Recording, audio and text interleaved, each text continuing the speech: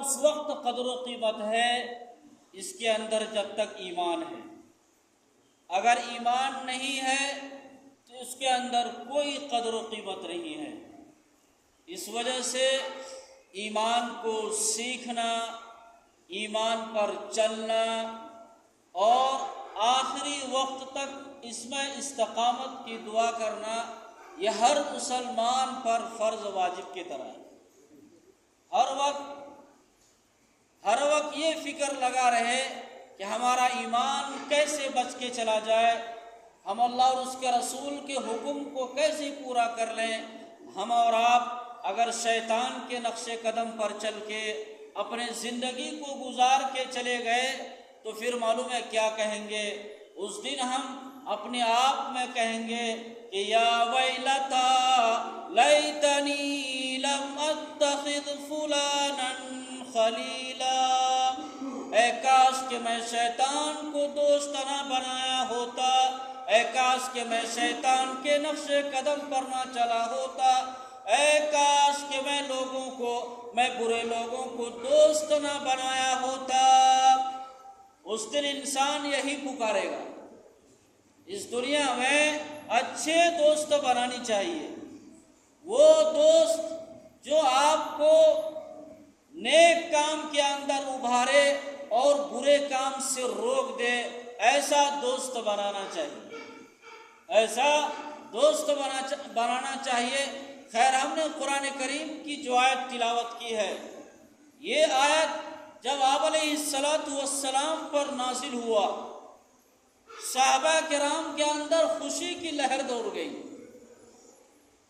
صحابہ کرام کے اندر خوشی ہو گئی کہ اب تو ہمیں اللہ سے ڈائریکٹ مانگنے کا واسطہ اور وسیلہ مل گیا. 2 رکعت نماز پڑھیں گے، سارے مسئلے حل ہو جائیں گے. بڑی خوشی ہوئی. قرآن کریم کی آیت ہے، دوسرے پارے کی آیت ہے، اللہ اس میں کہہ رہا کہ یا ایھا الذین آمنوا استعینوا بالصبر والصلاة ان اللہ مع الصابرین.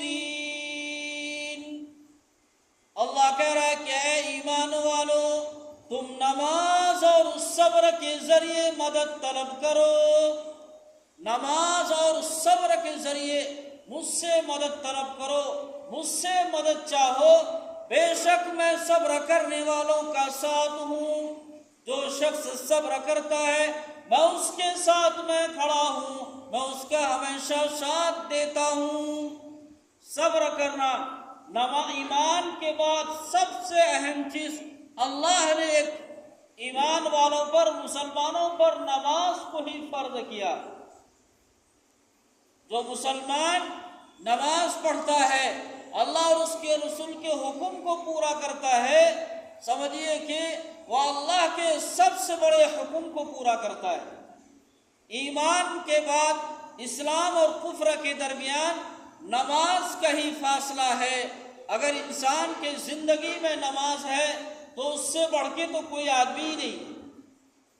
خیر میرے بھائی، اللہ کے یہاں اس دنیا میں رہنے کے لیے ایک انسان کو، ایک ایمان والے کو اللہ طرح طریقے سے آزمائیں گے، ایسے ایسے طریقے سے آزمائیں گے. کبھی پریشانی ڈال کر، کبھی کھیتوں میں فصل نہیں اگا کر، کبھی باغات کو ٹھپ کر کر، کبھی اولاد مر جائے، کبھی کاروبار ٹھپ ہو جائے. ان تمام طریقوں سے آزمایا جائے گا، لیکن ہمیں اور آپ کو ثابت قدم رہنا ہوگا. ہمیں اور آپ کو ثابت قدم رہنا ہوگا. اللہ قرآن میں کہہ رہا ہے کہ وَلَنَبْلُوَنَّكُمْ بِشَيْءٍ مِّنَ الْخَوْفِ وَالْجُوعِ، ہم ضرور تمہیں آزمائیں گے، ہم ضرور تمہیں آزمائیں گے. سامان میں کمی کر کے، کھیتی باڑی میں کمی کر کے، بھوک ڈال کر، بھوکے رکھ کے، اور تمہیں ہم آزمائیں گے خوف ڈال کر. وَلَنَبْلُوَنَّكُمْ بِشَيْءٍ مِّنَ الْخَوْفِ وَالْجُوعِ وَنَقْصٍ من الاموال، اور مال کے اندر نقصان کر کے، اولاد کے اندر نقصان کر کے، ونقص من الاموال والانفس والثمرات، اور پھلوں کے اندر کمی کر کے، بہت سارا باغ ہے، جب پکنے کا وقت آیا، جب کٹنے کا وقت آیا تو سارا کے سارا باغ کے پھل خراب ہو گئے۔ ایسے ایسے کر کے آزمایا جائے گا، پوری دنیا کو شانت کر دیا جائے گا، پوری دنیا کو شانت کر دیا جائے گا، آزمایا جائے گا اس طریقے سے بھی ساری دنیا بند ہو جائے۔ ابھی کورونا میں ہوا نہیں، ابھی کورونا میں ہوا نہیں، ایک سے ایک ہر آج سمجھ سے باہر تھا کیا کیا ہو گیا، ایسی ایسی موتیں ہوئی، آدمی سوچ نہیں سکتا تھا، جو اسپتال گیا تقریباً واپس ہی نہیں، اسپتال جو گیا واپس ہی نہیں آیا۔ خیر اللہ نے ہم تمام لوگوں کو صحیح سالم رکھا۔ تو میرے بھائی ہمیں آزمائے گا، ہر طریقے سے آزمایا جائے گا، ہر طریقے سے آزمایا جائے گا، اس طریقے سے آزمایا جائے گا ہم اور آپ سوچ نہیں سکتے ہیں۔ اور کامیابی کسے ملے گی؟ کامیابی اسے ملے گی جو ہر حال میں اللہ اور اس کے رسول کے حکم کو پورا کر لے، چاہے سمجھ میں آئے نہ آئے، اللہ اور اس کے رسول کے حکم کو پورا کریں گے۔ تو میرے بھائی جو اللہ کے حکم سے، نبی کے طریقے سے منہ نہیں موڑے گا، اور جو شخص منہ موڑ لیا، کل قیامت کے دن اسے اندھا کر دیا جائے گا۔ قرآن کہہ رہا کہ وَمَنْ أَعْرَضَ عَنْ ذِكْرِي فَإِنَّ لَهُ مَعِيشَةً ضَنْكًا، اور جو شخص اس دنیا میں میری ذکر سے اعراض کرے گا، بھاگے گا، اعراض کرے گا، بھاگے گا، ہم اس کے زندگی کو تنگ کریں گے، اس کی تمام چیزوں کو تنگ کریں گے، اور کل قیامت کے دن اندھا کر کے اٹھائے گا۔ وہ اللہ سے کہے گا قال رب لم حشرتنی اعمی وقد كنت بصیرا، وہ اللہ سے کہے گا اے رب تمہیں تو دنیا میں دیکھتا تھا، آج تو نے مجھے اندھا کیوں کر دیا؟ جب آدمی مر جائے گا، مرنے کے بعد جب قبر سے اٹھائے گا، اس دنیا میں جو لوگ اللہ اور اس کے رسول کی کھلی نافرمانی کی ہوگی تو اسے قبر سے اندھا اٹھائے گا۔ اس آیت میں اس کا ہی ذکر ہے، قبر سے اندھا کر کے اٹھائے گا، بعد میں روشنی ملے گی۔ تو وہ یہی کہے گا کہ اے رب تمہیں تو دنیا میں دیکھتا تھا اچھا خاصا، آج ہمیں کیوں اندھا کر دیا گیا؟ آج ہمیں کیوں اندھا کر دیا گیا؟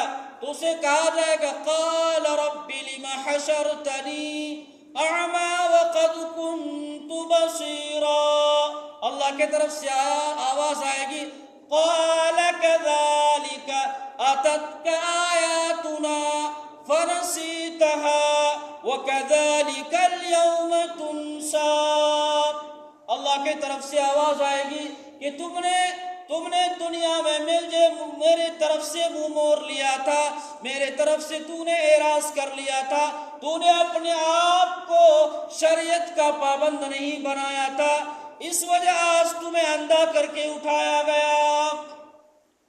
تب شریعت میں چلیں گے انشاءاللہ؟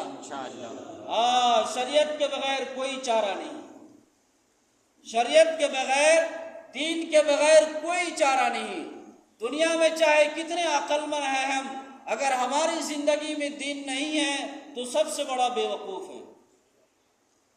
اگر دین ہے، عقل بھی کم ہے تو عقل کم ہے، پھر بھی اللہ کی نگاہ میں عقل مند مانے جائیں گے۔ سب سے عقل مند انسان وہ ہے جو مارکیٹ جانے سے پہلے جیب میں پیسہ رکھ لے، اور مرنے سے پہلے موت کی تیاری کر لے، مرنے سے پہلے موت کی تیاری کر لے، اپنی آخرت کے بارے میں فکر کر لے۔ اور جو شخص آخرت کے بارے میں اس دنیا میں چوکنا رہے گا تو میرے بھائی وہ آخرت میں بھی چوکنا رہے گا۔ اس وجہ سے ہم لوگ کوئی ایسے نہیں ہیں غیر کی طرح کی جو جب دل میں آئے چاہے کریں گے، نہیں، اللہ نے ہم سب کے ہاتھ اور پیر بندھے ہوئے ہیں، اور اللہ رب العزت ہمارے